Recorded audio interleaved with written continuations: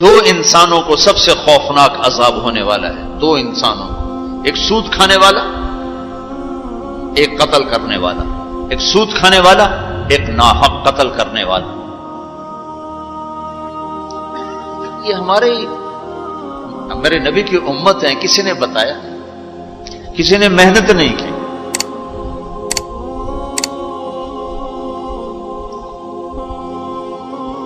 آخری حج کا خطبہ آپ نے جو دیا، ہر دفعہ یہاں سے بات شروع کی، تمہارے جان مال ایک دوسرے کے لیے قابل احترام ہے، کسی پہ ہاتھ نہ ڈالو۔ میرے نبی نے کبھی زبان سے کسی کو دکھ نہیں پہنچایا، کبھی زبان سے کسی کا نام لے کر اس کو رسوا نہیں کیا۔ زبان کی لگائی ہوئی آگ ہے جو آج سارے بھڑکتی ہوئی دیکھ رہے ہیں۔ تو بھائیو، محبت سے رہنا سیکھو، معاف کرنا، درگزر کرنا سیکھو،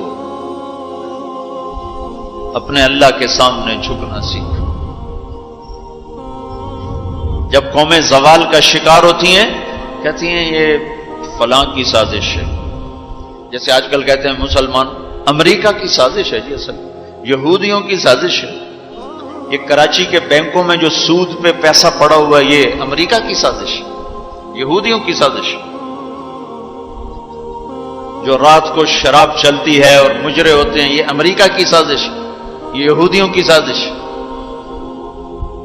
نوجوان اولاد ماں باپ کی نافرمان ہیں، یہ کسی دشمن کی سازش۔ میں ایک جگہ تھا تو ایک لڑکی اپنی ماں کو کہہ رہی تھی بکواس مت کرو، ماں کو کہہ رہی تھی بکواس مت کرو، تو اس کی ماں کے آنسو ایسے گر رہے تھے۔ یہ امریکہ کی سازش۔ اور میرے نبی نے سے پوچھا کہ یا رسول اللہ قیامت کب آئے گی؟ آپ نے فرمایا اللہ کو پتہ ہے کب آئے گی۔ کا کوئی نشانی؟ کہ جب ماؤں کو ذلیل کیا جائے گا تو قیامت آ جائے گی۔ ہمارے زوال کے اسباب باہر سے نہیں ہیں، ہمارے اندر سے ہیں۔ کتنی بڑی لعنت ہے جھوٹ۔ آپ نے فرمایا جب کوئی جھوٹ بولتا ہے تو 3 میل تک اس کی بدبو سے فرشتے بھاگ جاتے، 3 میل تک فرشتے بھاگ جاتے۔ تو پھر پاکستان کا کون سا بازار ہے جس میں کوئی رحمت کا فرشتہ آئے گا؟ کہ ہر دکاندار جھوٹ بول رہا ہے، ہر بڑا چھوٹا تاجر جھوٹ بول رہا ہے، ہر سیاستدان جھوٹ بول رہا ہے۔ ہر سے مراد ہے 100 میں 99 نہیں، 1 لاکھ میں 99,999، کوئی 1 لاکھ میں شاید ایک کوئی سچا مل جائے۔ اور جس قوم میں جھوٹ اور ظلم اور خیانت پھیل جائے، وہ قوم تباہ ہو جاتی۔ ان کو کسی دشمن کی ضرورت نہیں ہے، وہ اپنے دشمن خود ہیں۔ جسے نشہ کرنے والے کا کوئی دشمن نہیں، وہ اپنی ذات کا دشمن خود ہے۔ تو ہم اوروں کو الزام نہ دیں کہ یہودیوں نے سازش کر دی اور عیسائیوں نے کر دی اور امریکہ نے کر دی۔ ہم نے کچھ اسپین سے آخری ملک تھا یورپ کے سفر میں، اسپین، تو قدم قدم پہ میں رویا، قدم قدم پہ میں رویا کہ کس طرح مسلمان آپس کی لڑائی میں ختم ہو کے رہ گئے۔ کہ پاکستان اسپین میرے سامنے یوں آتے تھے، یوں آتے تھے ایسے۔ اسپین کی تاریخ، پاکستان کے حالات، اسپین کی تاریخ، پاکستان کے حالات، اسپین کے مسلمانوں کی آپس کی لڑائیاں، پاکستان کے حالات، آپس میں قتل و غارت، پھر پاکستان کے حالات۔ تو اللہ تعالیٰ نے اس طرح ان کو مٹا دیا اسپین سے کہ ایک کلمہ پڑھنے والا باقی نہ بچا۔ مسجد قرطبہ جیسا شاہکار، بیچ اس کے گرجا بنا ہوا ہے، صلیبیں لٹکی ہوئی ہیں، بت پڑے ہوئے ہیں، نماز منع ہے، بورڈ لگا ہوا ہے۔ تو میں وہاں محراب کے قریب جا کے کھڑا ہو گیا اور تصور میں دیکھنے لگا کہ یہ وہ جگہ ہے، تاریخ سے سبق نہ لینا بھی بڑا اندھیر پر ہے۔ یہ وہ جگہ ہے جہاں یحییٰ بن یحییٰ اندلسی کے درس ہوتے تھے، علامہ قرطبی کی تفسیر چلتی تھی، ابن عربی کے تصوف کے نکات کھولے جاتے تھے، ابن حزم کے فقہی مقالات سنائے جاتے تھے، بقی ابن مخلد جیسی شخصیات یہاں بیٹھ کے قال اللہ قال رسول کہتے۔ ننگی عورتیں پھر رہی ہیں نکریں پہنی ہوئی، وہ تو ایک ان کے لیے تفریح کی جگہ بنی۔ میں تو آنکھوں سے بھی رو رہا تھا اور دل سے بھی رو رہا تھا، اور زیادہ رونا اس پہ آ رہا تھا کہ اپنا ملک دیکھ رہا تھا کہ آج میرے ملک کے لوگوں کو ہوش نہیں ہے، وہ کیا کرنے۔ دین پہ نفرت، فرقہ واریت کی نفرت، سیاست کی نفرت، قوم کی نفرت، صوبوں کی نفرت، شہروں کی نفرت، زبان کی نفرت، کون کون سا زخم ہے جو اس جسم پہ نہیں لگا ہوا؟ اب کون کون سے زہریلے تیر ہیں جو اس پر نہیں چلائے گے؟ میں ایسے ہی کھڑا دیکھتا ہوں، پھر میں محراب کے پاس جا کے کھڑا ہو گیا۔ وہ 700 سال پرانی قرآن کی آیات اب بھی اسی طرح لکھی ہوئی ہے۔ تو میں نے کہا یا اللہ، میں یہ نماز تو کوئی نہیں ہوگی، کسی کے نزدیک بھی ایسی نماز نہیں ہے، پر تو جانتا ہے کہ میں چاہتا ہوں میں اس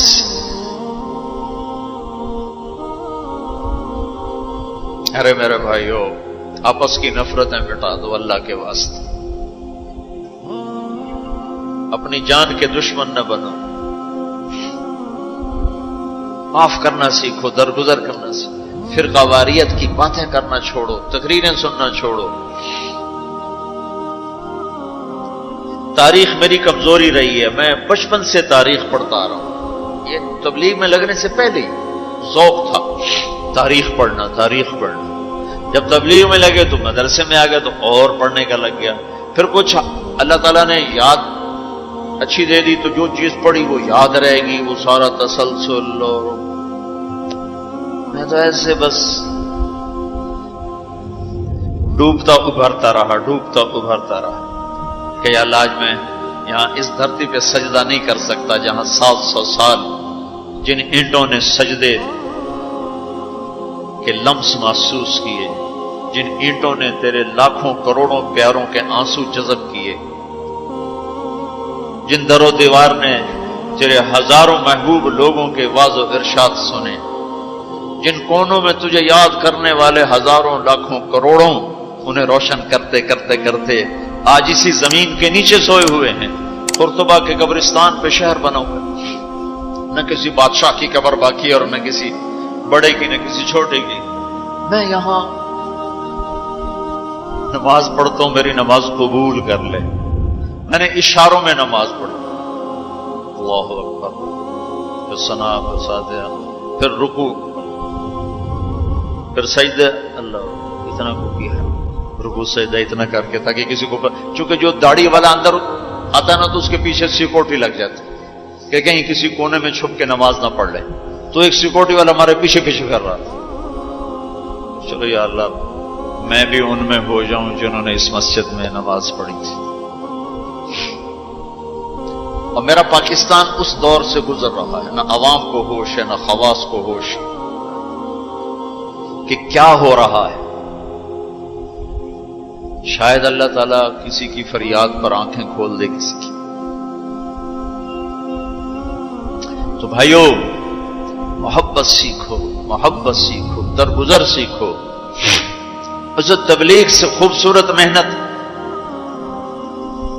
سارے دین کی محنتیں حق ہیں جس سے خیر پھیل رہی ہو، جس سے لوگوں کو نفع پھیل رہا ہو، لیکن میرے بھائیو دنیا بھی پھری ہے، تاریخ بھی پڑھی ہے۔ وہ کچھ اللہ تعالیٰ نے موقع دیا، بہت زیادہ سے مراد یہ نہیں کہ میں کوئی کتابوں کے انبار لگا دی، اپنی حیثیت کے مطابق میں آپ کو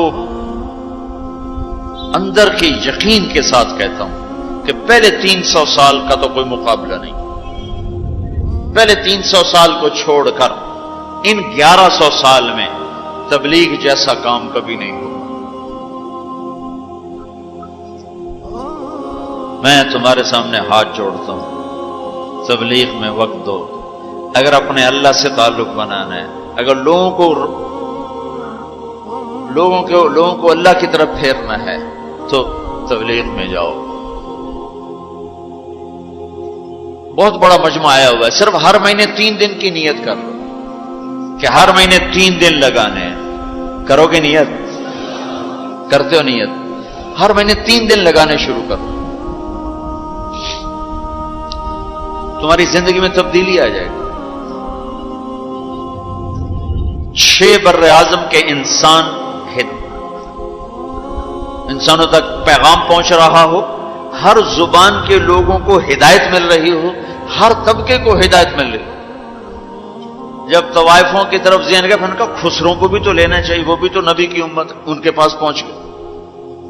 تو ہمارے علاقے کا سب سے بڑا ڈانسر اب اس کی داڑھی ہے، 5 وقت کا پہلی صف کا نمازی ہے. جب میری اس کی پہلی ملاقات ہوئی، میں نے کہا تو کبھی نماز پڑھی؟ کہا جی کدی نہیں. کدی جمعہ پڑھے؟ جی کدی نہیں. عید پڑھی؟ جی کدی نہیں. میں کیوں؟ کہ جی یہ مولوی ساڑھے نال نفرت کریں تے نوٹ اساں بھی پراں پراں رہ جانے ہیں، تو سب پیار کیتا ایسی آ گئے ہیں. اس کا چلا بھی لگ چکا ہے، داڑھی بھی رکھ لی ہے. ایک مجھے ملا ناچم یہی، اس کے بال کٹوائے، سارا کچھ سٹ سٹ کیا، اور کچھ عرصے بعد پھر میں دیکھو نا سرخی لگائی وہ فوٹو بہت ہے نا. اس نے اپنے واقعہ سنا. کہا جی میں مسجد میں گیا نماز پڑھنے، تو مولوی صاحب نے آخیا اے خسرا کدے اندر وڑا ہے، انہوں باہر کٹو، انہوں باہر کٹو. تو ٹیک سنگھ گئی ہماری جماعت 95 میں. تو اس وقت وہ یہ سوشلزم کا بڑا مرکز تھا، تو اس کے جا کے اس سے ملے ہمارے ساتھی جو بڑا ان کا وہ پریزیڈنٹ تھا، صدر تھا. اس نے کہا جی مسلمان ہوں، کافر نہیں ہوں، سوشلزم سے متاثر ہیں. تو اس کی ہم بات کرتے تھے، ہم پر دہریے کا لیبل لگنا شروع ہو گیا، دہریے دہریے دہریے. ایک دن نماز پڑھنے گیا مسجد، ظہر کی نماز تھی، عصر کی نماز، وضو کر لیا تھا اور مسح کے لیے پانی لیا، مسح کرنے کے لیے ہاتھوں میں پانی لیا. تو پیچھے سے مولوی صاحب کی آواز آئی امام مسجد، اے دہریہ اندر کدے وڑا ہے، نو باہر کٹو. تو میں نے وہ پانی یوں کر دیا، اور اس کے بعد آج تک میں مسجد نہیں گیا. اس میں جتنا مجرم وہ ہے، اتنا ہی مجرم وہ امام مسجد ہے جس نے یہ کہا ہے دہریہ نو باہر کٹو. تو بھائیو بہت بڑا مجمع بیٹھے ہو اوپر نیچے، اور اکثر نوجوان نظر آ رہے ہو. محبت سیکھو، اللہ سے صلح کر لو، توبہ کر لو. یہ جو لوگ چوریاں ڈاکے کر رہے ہیں ان کے لیے بھی دعا کرو کہ اللہ ان کو بھی ہدایت دے. وہ اس حال میں مر گئے تو پتہ نہیں کون سی جہنم میں جائیں گے. تو نیت کرتے ہو سارے؟ ایک نیت میں اور کروایا کرتا ہوں کہ بھئی آج تک جو ہوا ہوا، آئندہ توبہ، صلح کر کے اٹھیں، اللہ کی بارگاہ میں صلح کر کے اٹھیں. تو اس کی بھی نیت کرتے ہو؟ ابھی تمہارے آنے سے پہلے اسپین کے ایک ساتھی سے بات ہو رہی تھی، وہ جو میں آخر میں توبہ کرواتا ہوں، انہوں نے کہا جی آپ تو چلے گئے ہیں اور ہمیں مسلسل خبریں آ رہی، چونکہ وہاں پاکستانی بہت زیادہ شراب کا کام کرتے ہیں، ان کے ہوٹلز ہیں تو ہوٹل میں شراب چلتی ہے. انہوں نے کہا جی مسلسل ہمارے لوگ کہ اسی جی توبہ کیتی ہے، بھائی اسی شراب بیچنی بند کرتی، شراب بند کرتی، شراب بند کرتی. مختلف جگہوں سے خبریں آ رہی. کہا جی ہم نے وہاں توبہ کی، ہم نے سوچا تھا مکے جائیں گے، وہاں جا کے توبہ کریں گے، لیکن وہ تو ادھر ہی انہوں نے ہمیں توبہ کروا دی، تو بس یہ ہماری توبہ، ہماری توبہ. تو ایک یہ کہوں گا کہ توبہ کر کے اٹھو، ٹھیک ہے؟ جو پیچھے گزر گئی یا اللہ معاف کر دے، آئندہ تو اس سے صلح کر کے چلیں گے. اور اگر کبھی پھر ٹوٹ گئی تو یہ کون سا اوکھا کام ہے، پھر توبہ کریں گے، پھر معافی مل جائے. اس دربار میں معافی کے سوا تو معافی سے معاف کرنے سے زیادہ محبوب عمل کو نہیں اللہ کی بارگاہ. تو توبہ کی بھی نیت کرتے ہو تو کہو یا اللہ میری توبہ، پھر کہو یا اللہ میری توبہ، پھر کہو یا اللہ میری توبہ. اللہ قبول فرما لے. اب حج والوں سے کوئی موقع ملا تو کر لوں گا، ورنہ وہیں مکے چل کے بات کریں گے. لیکن آپ بھائیو، ہو سکتا ہے اس وقت کی بات یہی ہو جو اللہ نے کہلوائی، ضرورت اسی کی ہو. میں آپ سے گزارش کرتا ہوں محبت سیکھو، معاف کرنا سیکھو، ماں باپ کے آگے چپ رہنا سیکھو، بیوی کی کمی بیشی برداشت کرنا سیکھو، حتیٰ کہ اولاد کی کمی بیشی پر بھی ایک دم سیخ پانا ہو جاؤ، ہاتھ نہ اٹھاؤ، صبر کرو، حوصلے سے کام لو اور ان کو پیار محبت سے سمجھاؤ. سہیل احمد مشہور اداکار ہے، 96 میں ہم نے اداکاروں میں بھی کام کیا تھا، تو اس وقت ہم ایک مرید کے ہماری جماعت تھی جو ہمارے ساتھ تھا، گجا مالک، مجھ سے کہنے لگا مولانا میرا باپ ڈی ایس پی ریٹائر، زندگی پر 1 روپیہ حرام نہیں کھایا، 1 روپیہ رشوت نہیں، اب بے تکلف ہو چکی ہے، تعلق بن چکا ہے، تو میں کہتے تو کڑے حرام کھاتے بڑھ گئے، میں نے آگے کہا تو کڑے حرام کھاتے بڑھ گئے، تو کیوں اس غلط کام میں چلا گیا؟ کہا جی بس کیا بتاؤں، 8ویں جماعت میں تھا، فلم دیکھنے چلا گیا، واپس آیا تو میرے باپ کو پتا چل گیا میں نے فلم دیکھی، تو اس نے پولیس والا بوٹ اٹھایا اور مار مار مار مار میرے سر سے خون نکال دی۔ تو میں نے دل میں کہا تو نے مجھے فلم سے روکا، میں تمہیں اداکار بن کے دکھاؤں۔ کہا جی وہ شیطانی ضد پر آج یہ ہو رہا۔ تو اپنی اولاد کے ساتھ، استاد تو شاگرد کے ساتھ ہمارے یہاں سختی ہے، اسکول ٹیچر بھی، مدرسوں کے مدرسین بھی بہت شدت کا لہجہ، سختی کا لہجہ، کان پکڑوانے، مارنا پیٹنا، یہ انسانی طریقہ نہیں ہے۔ پہلا جھوٹ ماں باپ سکھاتے ہیں، اولاد پہ سختی کرتے ہیں، وہ جھوٹ بولنا شروع کرتے۔ میرے والد صاحب نے نماز سختی سے پڑھانا شروع کی، جب میں گھر میں ہوتا تھا، تو اب اللہ گواہ ہے اپنے گناہوں کا ذکر نہیں کرنا چاہیے، لیکن صحابہ بھی کیا کرتے تھے، جاہلیت کے قصے سناتے تھے اللہ کے نبی کو، اپنے باپ کے ڈر سے بغیر وضو کے جا کے نمازیں پڑھیں۔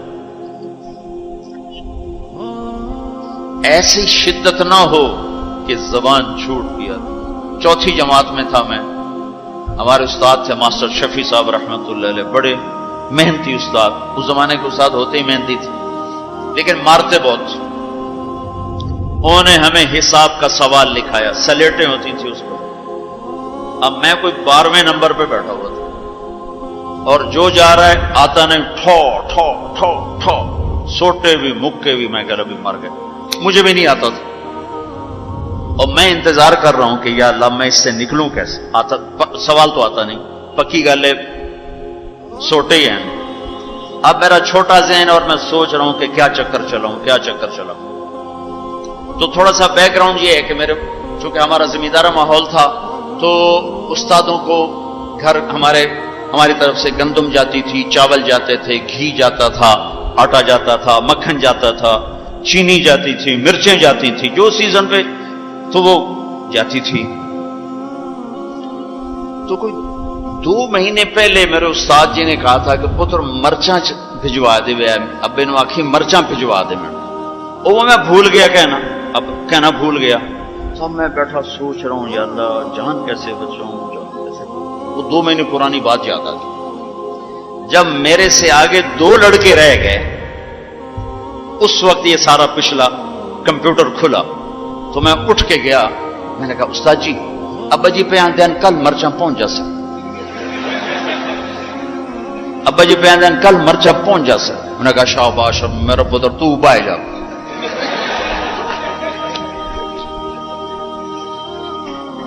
یہ جھوٹ کس نے بلوایا؟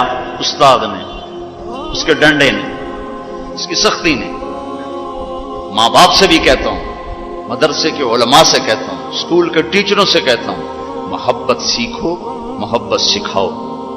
اولاد سے کہتا ہوں ماں باپ کی محبت سیکھو، ان کی شدت کو برداشت کرنا سیکھو۔ بھائی سے کہتا ہوں بھائی کی برداشت کر، آپ بیٹھے ہو عورتیں نہیں ہیں تو آپ سے کہتا ہوں بیوی کی برداشت کرو، ماں کی برداشت کرو، بہنوں کی برداشت، جو بھی کوئی بلندیوں کے راستے ہیں وہ برداشت میں چھپے ہوئے۔ اور تبلیغ میں وقت دو، تبلیغ سے بڑھ کر سارے دین کے کام خیر کے ہیں جس سے لوگوں کو نفع ہو رہا ہے، لیکن جو سب سے اس وقت لوگوں کے لیے خیر بھلائی کا کام ہے وہ یہ تبلیغ کا ہے، اس میں ٹائم دیا کرو، آپ کو بہت نفع ہو۔